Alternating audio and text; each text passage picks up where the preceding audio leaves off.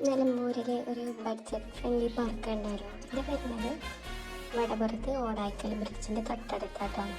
വിശേഷങ്ങൾ കാണാം. ഇതൊരു ബഡ്ജറ്റ് ഫ്രണ്ട്ലി പാർക്കാണ്. എൻട്രി ചാർജ് വെറും 10 രൂപ മാത്രമാണ്.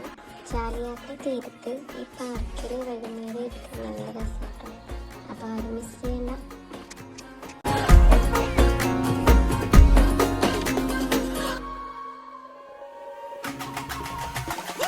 அலையே அலைய காட்டுல மழையே அல்லல்லே அல்லடு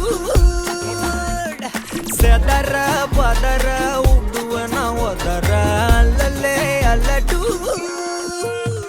ஊரும் பிளட்டு